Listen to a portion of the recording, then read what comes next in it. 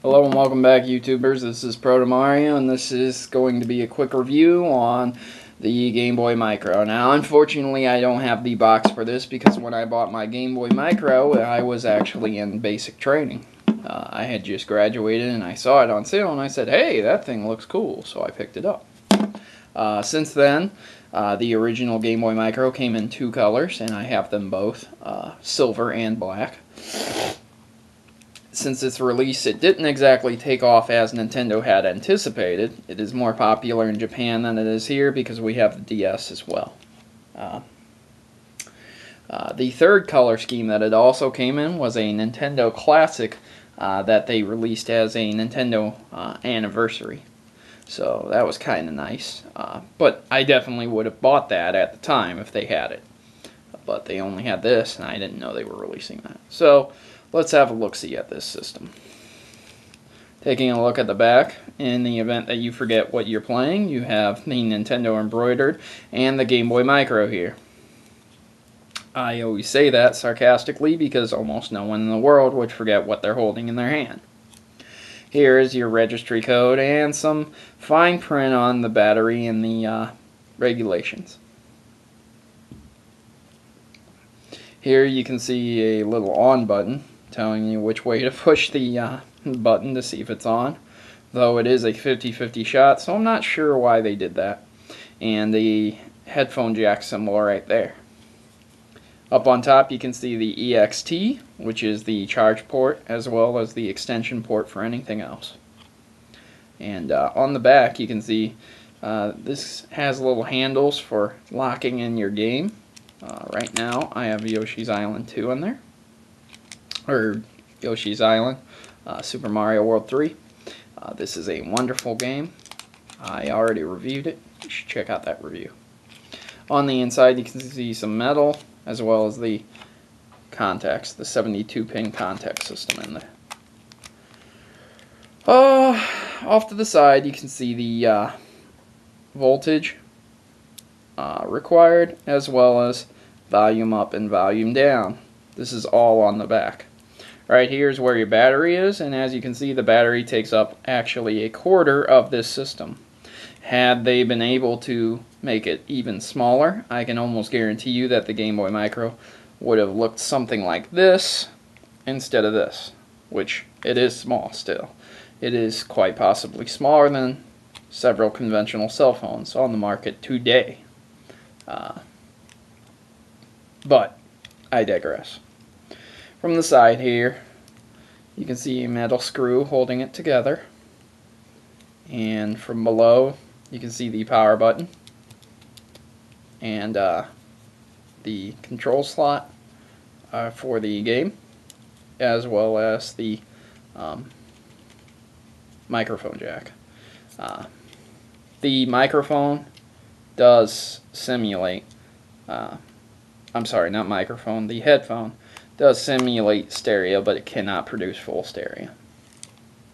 Right here is the volume control I was speaking on, and you can see two screws on the side, as well as a hole for slipping anything you wanted to hold this with.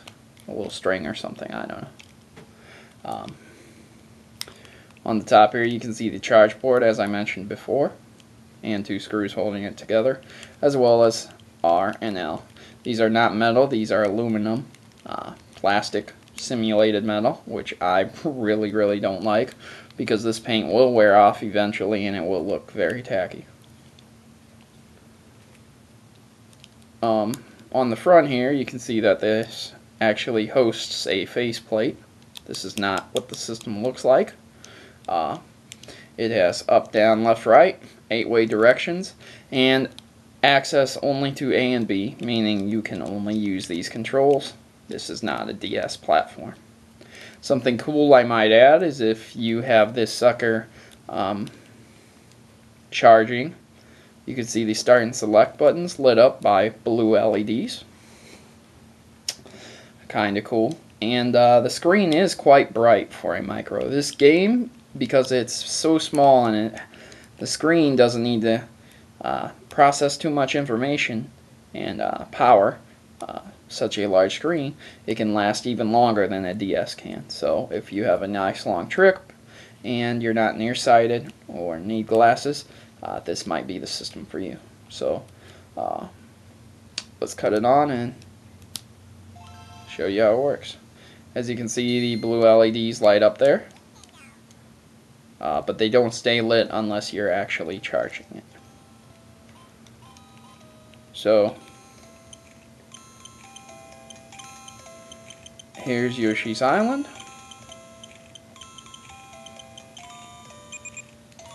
As you can see, the sound's a bit down, so you definitely want headphones for this if you're playing it in a car.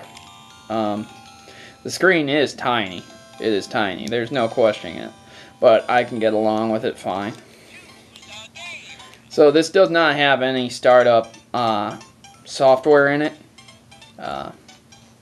If we take off this game and start it up, as you can see, it just says Game Boy on it, and that's it. So the only feature left to show is this. If I can get it. I don't know if I can get it or not. If I can't get it, there we go. You want to be very careful while you're doing this.